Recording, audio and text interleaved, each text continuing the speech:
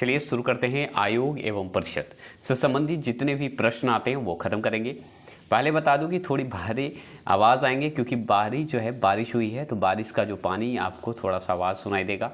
इसके लिए कोई उपाय नहीं है मेरे पास, म्यूट नहीं कर सकता, इसके लिए सॉरी। लेकिन मैं बता दूं कि आप इस वीडियो को फास्ट देखेंगे और जल्द ख़त्म करेंगे, ठीक है? क्योंकि इससे एक दो क्वेश्चन पूछने की संभावना रहता है, इसलिए पढ़ाना ज़रूरी था, इसलिए बता देते हैं। आयोग एवं परिषदें, तो आयोग एवं परिषद से जो सवाल बनता है परिषद से, उसका चलिए शुरू करते हैं। स्वतंत्र भारत के प्रथम विधि आयोग की स्थापना जो है किस वर्ष हुई थी? तो याद रखिए 1955 में हुआ था। अगर स्वतंत्र भारत के प्रथम विधि आयोग की बात करेगा, प्रथम विधि आयोग, ठीक है, याद रखिएगा। आयोग की स्थापना अगर बात करें तो 1955 बताइएगा, 1955 बता देंगे। नेक्स्ट क्वेश्चन अगर हम बात करें तो राष्ट्रीय विकास परिषद की स्थापना कब की गई थी? तो याद रखिए 1952 में किया गया था, ये ध्यान रखिएगा। तो अगर आपसे पूछे कि राष्ट्रीय विकास परिषद की स्थापना कब की गई थी, तो 1952 ईस्वी में की गई थी। अगर आपसे और पूछे कि भारत में पहला परिसीमन आयोग किस वर्ष गठित किया गया था, तो 1952 में किया गया था। ये सवाल डायरेक्ट पूछता है, याद रखिएगा। तो परिसीमन आयोग होता है वो वर्ष कब गठित हुआ था? तो 1951 में, जो कि राष्ट्रीय विकास परिषद की भी स्थापना 1952 में हुआ था और परिसीमन आयोग का भी 1952 में ही हुआ। बस इतना ध्यान रखिएगा। अगर आपसे पूछे क्षेत्रीय परिषदों का गठन के संबंध में कब प्रावधान आया, तो 1956 में आया था, 1956 में आया था। तो क्षेत्रीय परिषदों के गठन के संबंध में कब प्रावधान किया गया? तो 1956 ईस्वी में किया गया था, याद रखिएगा। अगर आपसे पूछे राष्ट्रीय एकता परिषद का गठन कब किया गया, तो 1961 में किया गया था। मतलब 1961 में क्या हुआ था कि राष्ट्रीय एकता परिषद का गठन किया गया था। एक और है जो कि आपको बता रहा है केंद्रीय सतर्कता आयोग का गठन कब हुआ था, किस वर्ष हुआ था? तो याद रखिएगा 1964 में, 1964 में हुआ था, ठीक है। अब थोड़ा सा रिपीट कर लेते हैं क्योंकि ये डेट बार बार पूछ सकता है, इसीलिए थोड़ा सा फास्ट चलेंगे। अगर आपसे पूछे कि 1955 में क्या किया गया, तो विधि आयोग का प्रथम जो है स्वतंत्र भारत के प्रथम विधि आयोग की स्थापना हुआ था 1955 में, इसीलिए 1955 इंपॉर्टेंट है। अगर 1952 में पूछेगा क्या हुआ था, तो राष्ट्रीय विकास परिषद का स्थापना हुआ था। और 1952 में एक और आया था, परिसीमन आयोग आया था, जो कि पहली बार भारत में पहली बार आया था, याद रखिएगा। इस आयोग का गठित हुआ था 1952 में, जो कि अभी हम दोबारा पढ़ रहे हैं। 1956 क्यों इंपॉर्टेंट है? तो इसमें याद रखिए क्षेत्रीय परिषदों के लिए गठन का जो है प्रावधान किया गया था, ठीक है। क्षेत्रीय गठन का संबंध को प्रावधान किया गया है, याद रखिएगा। मतलब क्षेत्रीय क्षेत्र को भी लिया जाएगा, गठन बनाया जाएगा उसको लेकर, ठीक है। 1961 की अगर बात करें तो राष्ट्रीय एकता परिषद का गठन का बात करेगा। तो अगर पूछते आपसे कि राष्ट्रीय एकता परिषद कब आया, तो कब गठित हुआ या कब गठन में आया, तो याद रखिएगा 1961 में आया। अब 1964 अभी पढ़े थे हम, तो इसमें याद रखिए केंद्रीय सतर्कता आयोग का गठन किया गया था, ठीक है। तो केंद्रीय सतर्कता आयोग का गठन कब किया गया, किस वर्ष हुआ, तो 1964 में हुआ। क्लियर? अब चलेंगे फास्ट क्या चलेंगे? तो देखिए क्षेत्रीय की बात करते हैं, तो क्षेत्रीय का हम पढ़े थे, क्या पढ़े थे? 1956 में पढ़े थे, 1956 में पढ़े थे, ये हम जानते हैं। अब चलिए यहाँ पे दिखा देते हैं कि क्षेत्रीय परिषदों का गठन जो है किसके द्वारा किया जाता है, तो राष्ट्रपति के द्वारा ही किया जाता है।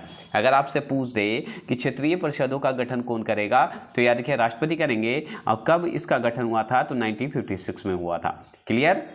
अगर आपसे पूछे समानतः किसी क्षेत्रीय परिषद का अध्यक्षता कौन करता है, तो यहाँ याद रखिएगा केंद्रीय गृह मंत्री करेंगे। गठन की बात किया जाए तो राष्ट्रपति द्वारा होगा।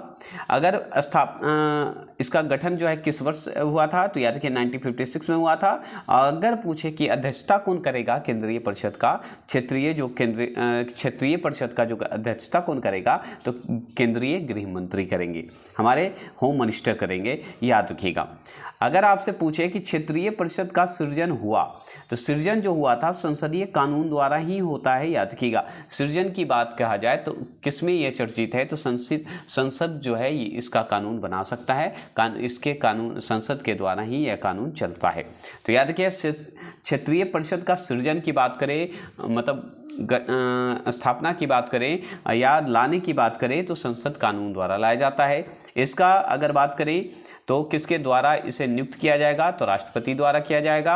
अध्यक्षता इसका कौन करेगा, तो केंद्रीय गृह मंत्री करेंगे, याद रखिएगा।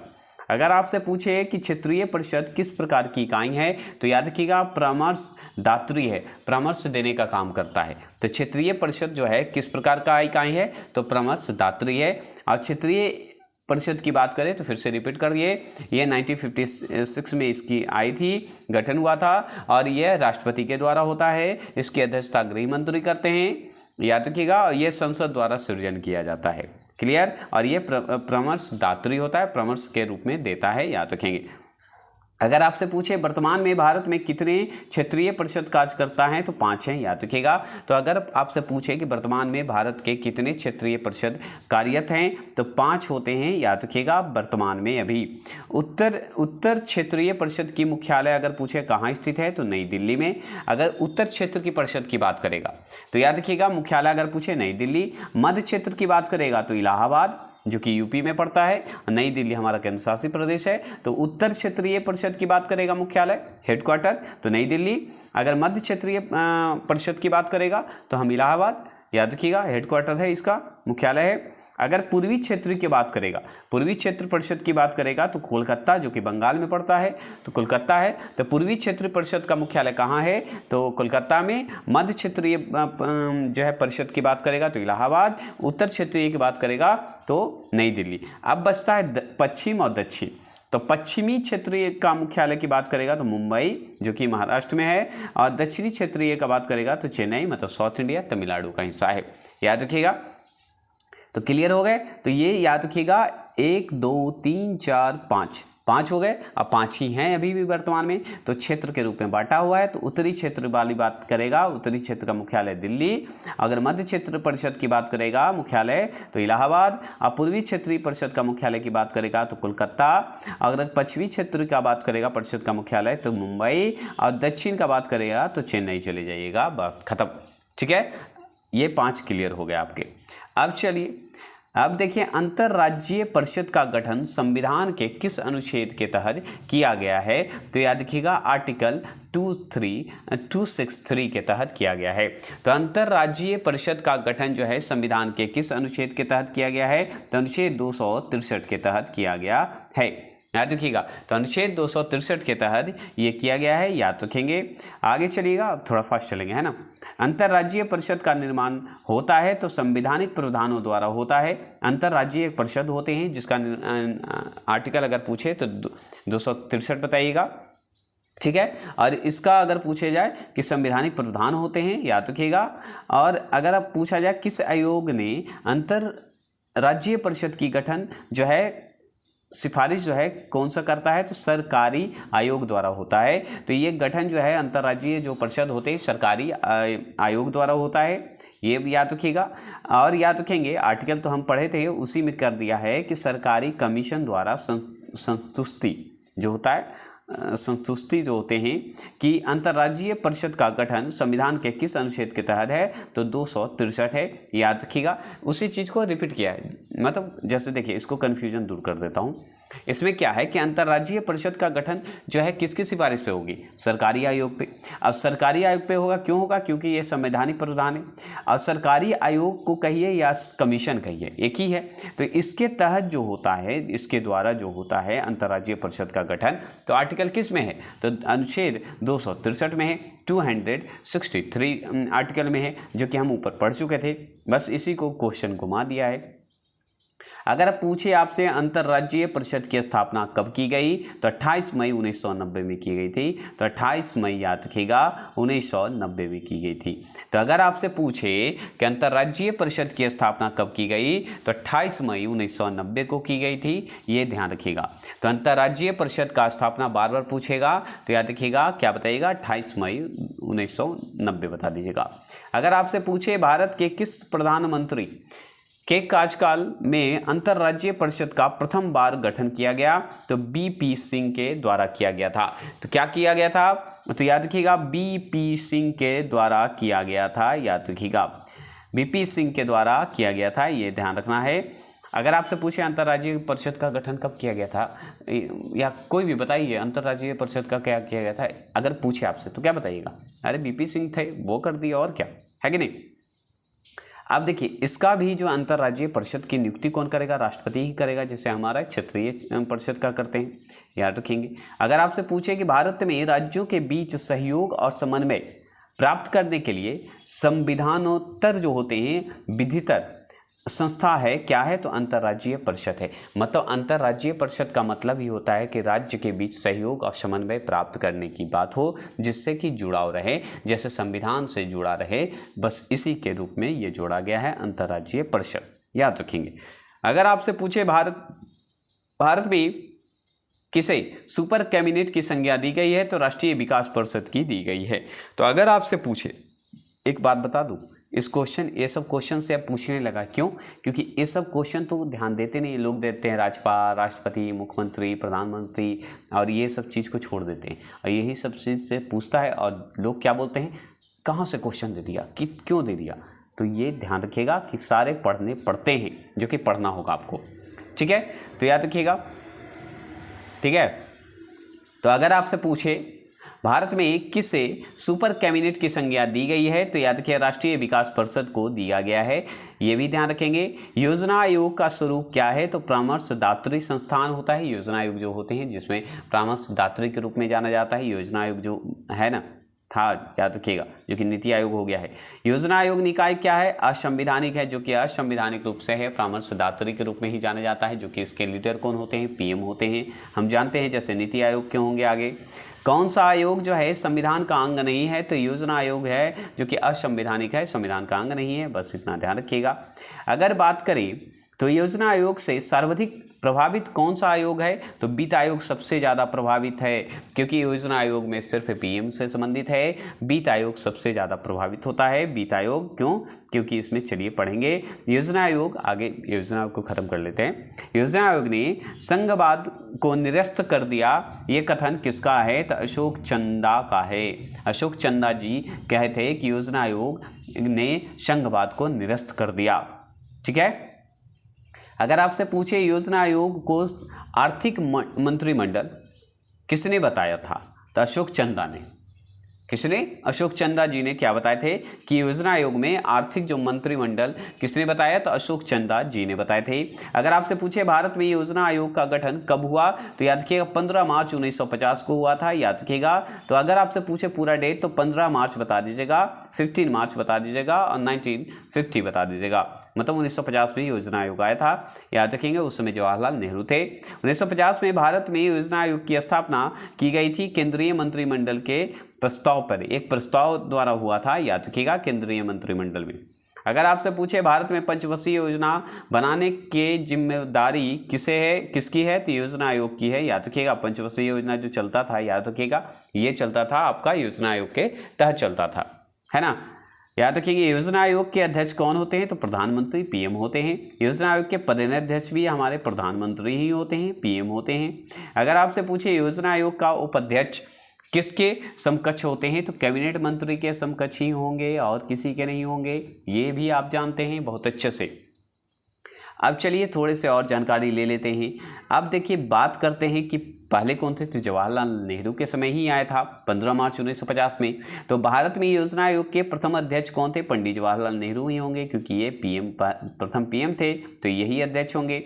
अगर आपसे पूछे योजना आयोग के प्रथम उपाध्यक्ष के रूप में पूछे, तो गुलजारी लाल नंदा हैं, जो कि अभी भी नीति आयोग में यही नियम है, बस नाम बदल के नीति आयोग कर दिया गया है।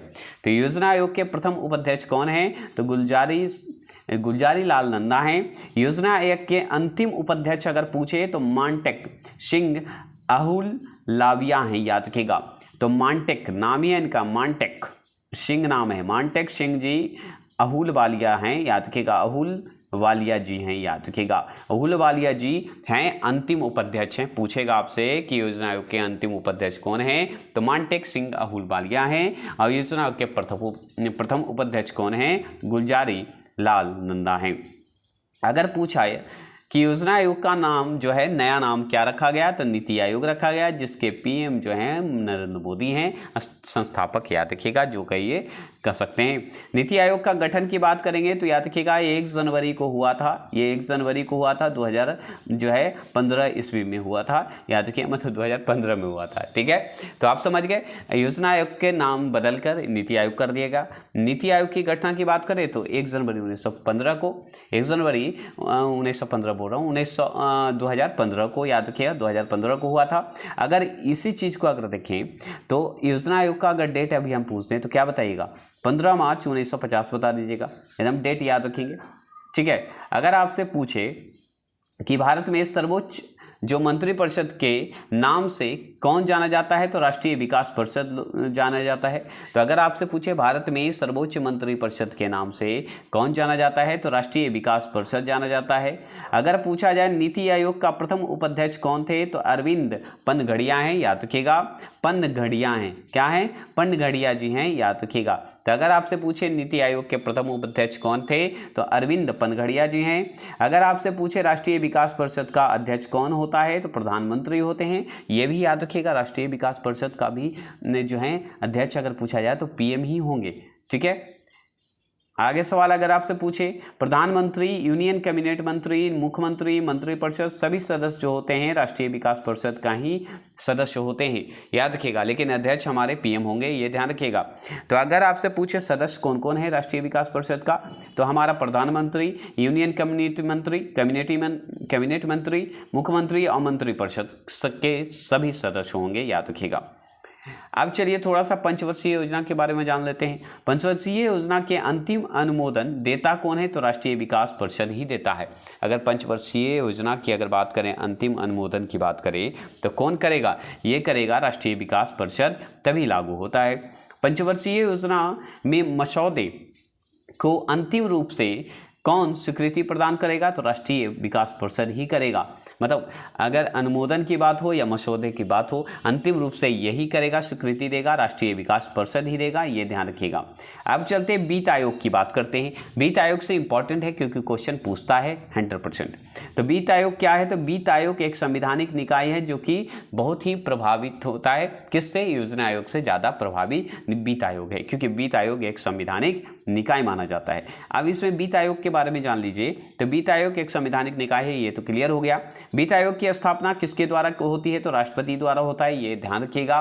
वित्त आयोग की अगर स्थापना, अब एक बात बता दीजिए कि अगर आपसे वित्त आयोग से पूछेगा तो अब तो क्लियर हो जाएगा ना। बहुत लोग को नहीं पता है कि वित्त आयोग की जो स्थापना है किसके द्वारा होता है, मतलब इसकी नियुक्ति कौन करता है, वित्त आयोग की जो है किसके द्वारा बनाया गया है, तो राष्ट्रपति के द्वारा लाया जाता है, ये हमेशा ध्यान रखिएगा, स्थापना किया गया है। वित्त आयोग के अध्यक्ष की नियुक्ति कौन करता है, तो राष्ट्रपति ही करेंगे। अब वित्त आयोग लाने वाले राष्ट्रपति, तो नियुक्त करेंगे कौन, राष्ट्रपति। वित्त आयोग का गठन कितनी अवधि के लिए होता है, तो 5 वर्ष के लिए होता है। वित्त आयोग जो है 5 वर्ष के लिए, जितना दिन पीएम उतना दिन वित्त आयोग, याद रखिएगा। 13वें वित्त आयोग का सिफारिश, जो वित्त आयोग की सिफारिश की समय अवधि थी कितनी थी पता है, 2010 से 2015 था, याद रखिएगा, 5 साल हो गए ना। तो 13वें वित्त आयोग की सिफारिश की समय अवधि पूछेगा तो 10 से 15 बता दीजिएगा, 2010 से 15 बता दीजिएगा। 14वें वित्त आयोग के अध्यक्ष कौन थे, तो याद रखिएगा YV रेड्डी जी हैं, याद रखेंगे। तो 14 में अगर पूछे, 13 में समय अवधि पूछा था सिर्फ 10 से 15। अब अगर आपसे 14वें वित्त आयोग अध्यक्ष की बात करेगा तो आप क्या बता दीजिएगा, YV रेड्डी जी का है। और 15वें वित्त आयोग के अध्यक्ष की बात करेंगे तो NK सिंह बता दीजिएगा। क्या बता दीजिएगा, तो NK सिंह को बता दीजिएगा। ठीक है, अगर आपसे पूछे वित्त आयोग का प्रधान कार्य क्या है, तो केंद्र और राज्य के बीच राजस्व का वितरण करना ही वित्त आयोग का काम है। अगर राज्य और केंद्र के बीच का राजस्व, मतलब मनी, जो भी धन दौलत जो भी है, उसका वितरण करने का काम किसका है, वित्त आयोग का है। तो आप अगर वित्त आयोग से आएगा तो क्लियर हो जाएगा ना। आगे चलते हैं, केंद्र और राज्य के राजस्व के वितरण में सबसे महत्वपूर्ण भूमिका कौन निभाता है, तो वित्त आयोग, जो कि इस क्वेश्चन को ही इस तरह से घुमा दिया है ना। आगे चलेंगे, आगे सवाल है कि राज्य के कर भाग को निर्धारित करने का अधिकार किसके पास है, तो वित्त आयोग का। अरे कर भी तो करेगा, राजस्व का मतलब ये थोड़ी है कि मतलब खाली देगा, कर भी तो है, टैक्स भी तो करेगा, तो कर का भाग भी निर्धारित कौन करेगा, वित्त आयोग ही करता है। ठीक है, अगर आपसे पूछे केंद्र और राज्य के मध्य विवाद जो निपटाएगा, कौन निपटाएगा, मुख्य एजेंसी कौन है, वित्त आयोग ही तो है। इन दोनों के विवाद को निपटाना हो तो ठीक है। अगर आपसे पूछे राज्यों को वित्तीय आवंटन किसकी जो है संस्तुति पर किया जाता है, तो याद रखिए वित्त आयोग का, मतलब जो भी राज्य का वित्तीय आवंटन होते हैं, लेन देन जो भी कहिए, वो वित्त आयोग के तहत होगा, जो कि आप ऊपर चुके हैं।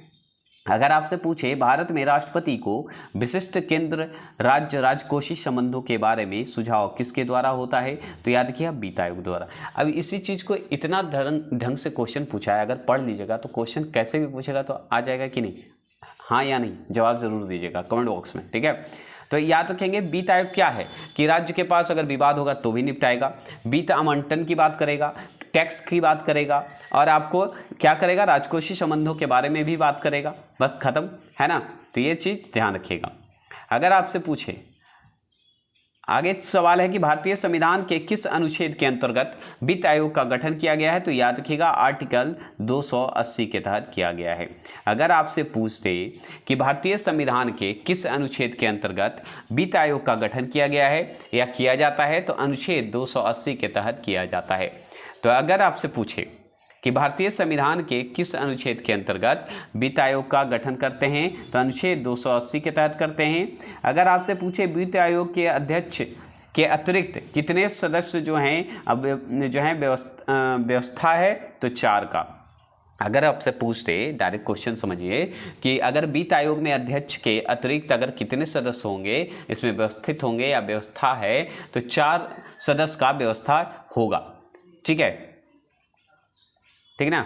आगे सवाल है कि भारत के प्रथम वित्त आयोग के अध्यक्ष कौन थे, तो याद रखिए के.सी. नियोगी जी हैं, याद रखिएगा के.सी. नियोगी जी का नाम आता है। तो भारत के प्रथम वित्त आयोग का जो है अध्यक्ष कौन थे, तो के.सी. नियोगी जी का नाम आता है। अगर आपसे पूछे कि प्रथम वित्त आयोग के अध्यक्ष कौन है, तो के.सी. नियोगी लगा दीजिएगा, क्योंकि यही प्रथम है वित्त आयोग के।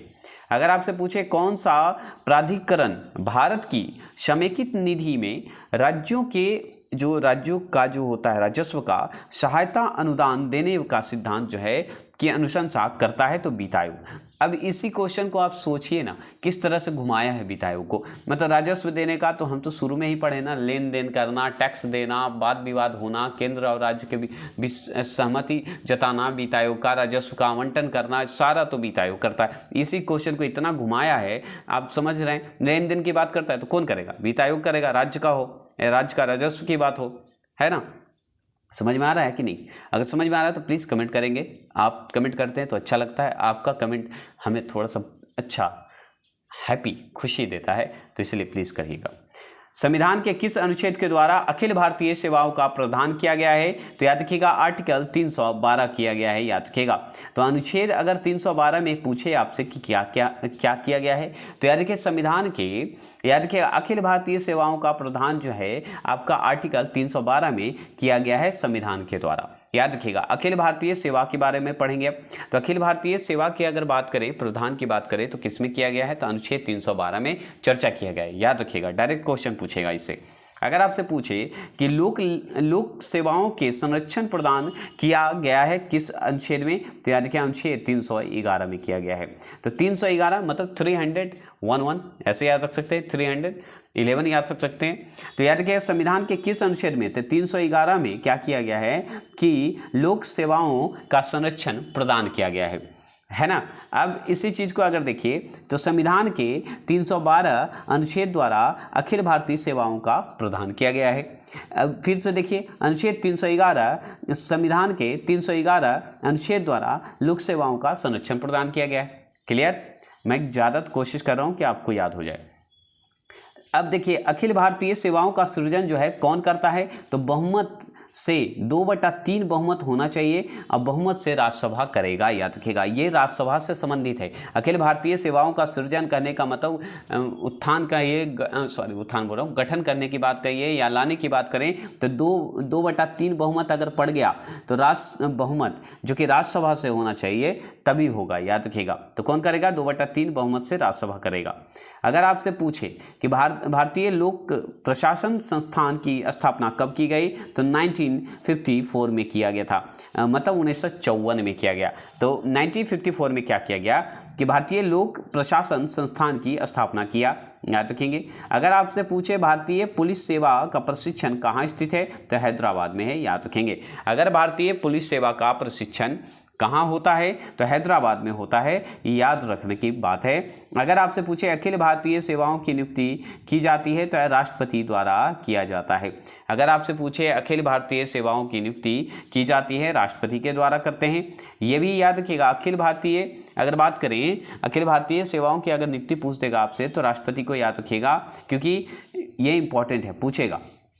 अब देखिए, अखिल भारतीय सेवा का गठन कर सकता है कौन, संसद ही करेगा, क्योंकि राष्ट्रपति द्वारा नियुक्त होगा, लेकिन संसद इसका काम तमाम करेगा, मतलब काम तमाम करने का मतलब गठन करने के बाद, है ना। चलिएगा, किसके द्वारा सिविल सेवाओं का भारतीयकरण ठीक है किया गया है, तो लॉर्ड लिटन द्वारा किया गया है। अगर सिविल सेवा की बात करें तो लॉर्ड लिटन का कहेंगे कि भारतीयकरण किया गया है, भारतीयकरण हो गया है, इंडियन का हो गया है, याद किया सिविल सेवाओं का, तो याद रखिएगा लॉर्ड लिटन द्वारा किया गया था, याद रखिएगा। अगर आपसे पूछे कि किस आयोग ने भारतीय प्रशासनिक सेवा तथा भारतीय पुलिस सेवाओं को समाप्त करने की सिफारिश की थी, तो याद रखिएगा ये आयोग जो है राजमन्नार आयोग जो है, याद रखिएगा ये आयोग ऐसा था जो कि बोला था कि भारतीय प्रशासनिक सेवा तथा भारतीय पुलिस सेवाओं को समाप्त करने की सिफारिश लाई थी। बोला था सिफारिश है मेरा किसे हटा दें, एक तरह से समाप्त करने की बात हो रहा था। अब देखिए, संविधान का कौन सा अनुच्छेद जो है, आर्टिकल जो है, संघ लोक सेवा आयोग का संबंध रखता है, तो याद रखिएगा 315। अखिल भारतीय हमारा कितना था, 312 था ना, और देख लीजिए, क्लियर कर लेना चाहिए, कन्फ्यूजन नहीं रखें। हाँ, अखिल भारतीय 312 और लोक सेवाओं का 311 है ना। और यहाँ पे हमारा संघ लोक आयोग आ गया, संघ लोक आयोग आ गया, संघ लोक सेवा आयोग आ गया, जो कि 315 आर्टिकल में इसकी चर्चा है, बस क्लियर। अगर आपसे पूछे वह देश कौन सा है जिसने सिविल सेवा के प्रतियोगिता परीक्षा सबसे पहले शुरू की थी, तो हमारा पड़ोसी चीन किया था, याद रखिएगा। कौन किया था, चीन किया था। अगर आपसे पूछे संघ लोक सेवा आयोग अपना प्रतिवेदन किसे सौंपता है, तो राष्ट्रपति को ही सौंपते हैं। अगर संघ लोक सेवा आयोग का अगर जो होते हैं वो अगर प्रतिवेदन अपना सौंपना चाहते हैं या त्यागपत्र कहिए सौंपना चाहेंगे, तो याद रखिएगा राष्ट्रपति को सौंपेंगे। अगर आपसे पूछे संघ लोक सेवा आयोग के अध्यक्ष के अलावा कितने सदस्य होते हैं, तो 9 सदस्य और होते हैं, याद रखिएगा। संघ लोक सेवा आयोग के अध्यक्ष के अलावा और 9 लोग होंगे, सदस्य होंगे। ये भी डायरेक्ट क्वेश्चन पूछता है। संघ लोक सेवा आयोग के अध्यक्ष की नियुक्ति कौन करेगा, तो राष्ट्रपति करेंगे, नियुक्ति भी करेंगे और आपको त्यागपत्र भी इनको ही देना है। संघ लोक सेवा आयोग के अध्यक्ष जो है अपना त्यागपत्र किसे सौंपते हैं, तो देखिए राष्ट्रपति को। प्रतिवेदना कह दे या त्यागपत्र कर दे, एक ही हो जाता है, ठीक है। आगे सवाल अगर पूछ दे कि संघ लोक सेवा आयोग के अध्यक्ष को कितने रुपये प्रतिमाह मिलते हैं, तो 2,25,000 मिलता है। तो 2 लाख तो हो गए, 2,25,000 रुपये इनको मिलते हैं संघ लोक सेवा आयोग के अध्यक्ष को। संघ लोक सेवा आयोग के सदस्यों की नियुक्ति कौन करेगा, तो राष्ट्रपति करेंगे। देखिए, संघ लोक सेवा आयोग के अध्यक्ष को ही नियुक्त कर रहे हैं राष्ट्रपति, तो सदस्य को भी तो नियुक्त करेंगे राष्ट्रपति ही। और संघ लोक सेवा आयोग के सदस्य को त्यागपत्र किसे देंगे, तो भाई अध्यक्ष ही त्यागपत्र दे रहे राष्ट्रपति को, तो आप सब भी तो राष्ट्रपति को दीजिएगा। तो सदस्य कितने हैं, जितने सदस्य होंगे सारे देंगे किन्हें, राष्ट्रपति को। अगर आपसे पूछे संघ लोक सेवा आयोग के अध्यक्ष तथा सदस्यों की पदावधि कितनी होती है, तो जैसे 6 वर्ष या 65 वर्ष जो पहले हो, मतलब 6 वर्ष हो या 65 वर्ष जो पहले हो जाए, बस याद रखिएगा 65 वर्ष तक ऐसे माना जाता है। 6 वर्ष अगर होता है, 6 वर्ष या 65 वर्ष, ऐसे ही डायरेक्ट क्वेश्चन पूछता है, जो कि कंफ्यूज मत करिएगा।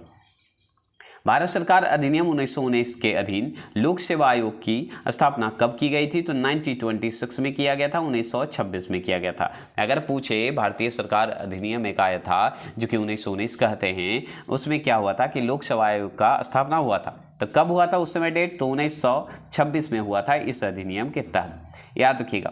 प्रशासनिक सेवाओं के लिए नियुक्त कौन करता है, तो प्रशासनिक सेवाओं के लिए नियुक्ति जो है कौन करता है, तो संघ लोक सेवा आयोग करेगा।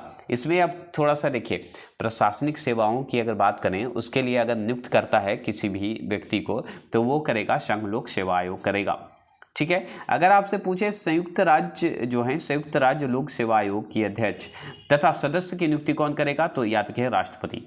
देखिए संयुक्त राज्य लोक सेवा की भी अगर राज्य की भी बात करें, संघ की भी बात करें, संघ लोक का कौन करता है, राष्ट्रपति। तो संयुक्त राज्य लोक सेवा का भी करेंगे कौन भाई, राष्ट्रपति ही। राज्य से भी हो और संघ से भी, दोनों का करेंगे राष्ट्रपति, ये याद रख लीजिए।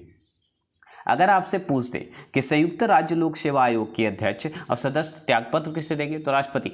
अब देखिए संघ के भी अगर लोक सेवा आयोग के देंगे तो राष्ट्रपति को ही देंगे, और राज्य के देंगे तो वो भी राष्ट्रपति को देंगे। तो त्यागपत्र देना हो या नियुक्त करना हो, राष्ट्रपति का काम है, याद रखिएगा।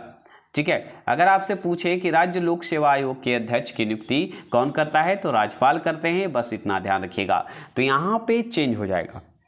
देखिए यहाँ पे आप कंफ्यूजन दूर कर लीजिए, नहीं तो कहिएगा सर गलत बता दिए। याद रखिएगा संयुक्त राज्य लोक सेवा अगर आ जाए तो राष्ट्रपति करेंगे, संयुक्त राज्य लोक सेवा आयोग आ जाए तो राष्ट्रपति करेंगे, बताया मैंने। अब संघ की बात होगा तो भी राष्ट्रपति करेंगे, जो मैंने बताया वही सही है। और यहाँ पे याद रखिएगा संयुक्त हट के राज्य लोक सेवा आयोग आ जाएगा तो यहाँ याद रखिएगा राज्यपाल जी के नियुक्त करेंगे, तो गवर्नर नियुक्त करेंगे। तो राज्य सिर्फ आ जाए, राज्य लोक सेवा आयोग आ जाए तो राज्यपाल को, याद रखिएगा। अगर आपसे पूछे राज्य लोक सेवा आयोग के सदस्य की नियुक्ति कौन करेगा, तो यही राज्यपाल ही करेंगे। हम भी जानते हैं राज्य की बात हो रही है ना, तो राज्यपाल ही करेंगे, गवर्नर करेंगे, नियुक्त करेंगे और शपथ भी त्यागपत्र भी दिलाएंगे, और सदस्य की भी नियुक्ति यही करेंगे और त्यागपत्र भी देंगे, जो कि देखिए यहाँ पे है। राज्य लोक सेवा आयोग के अध्यक्ष या सदस्य को त्यागपत्र किसे देंगे, तो याद रखिए इन लोग जो हैं अपना त्यागपत्र देंगे राज्यपाल को, यही ध्यान रखिएगा। इनकी उम्र जो है, इनकी वर्ष जो है क्या होगा, थोड़ा कम हो जाएगा। कितना, तो 3 वर्ष इनका कम हो जाएगा, लेकिन 6 वर्ष तो फिक्स है। क्यों, राज्य लोक सेवा आयोग के अध्यक्ष और सदस्यों की पद अवधि अगर पूछे तो 6 वर्ष तो होंगे, या 6 वर्ष या 62 वर्ष जो पहले हो जाए, 62 वर्ष से जो पहले हो जाए वो जो है अपना पद अवधि खत्म कर लेंगे। क्लियर। ये डायरेक्ट क्वेश्चन ये सारे पूछते हैं, और भी क्वेश्चन है जो कि ये हमारा आएगा। इसके बाद हमारा टेबल है वो ख़त्म करके ये ख़त्म हो जाएगा। इसमें ध्यान रखिएगा, ये पढ़ लीजिएगा ज़रूर, ये मैं बोलता हूँ क्योंकि आयोग और परिषद से क्वेश्चन पूछता है, इसलिए प्लीज़ पढ़ लीजिएगा। और कोई पढ़े चाहे मत पढ़िए, ये पढ़ लीजिएगा। संविधान के किस संविधान संशोधन द्वारा राज्य लोक सेवा आयोग के अध्यक्ष तथा सदस्यों की आयु सीमा 60 वर्ष से बढ़ाकर 62 वर्ष कर दी गई, तो 41वें संविधान संशोधन के तहत कर दिया गया था, याद रखिएगा।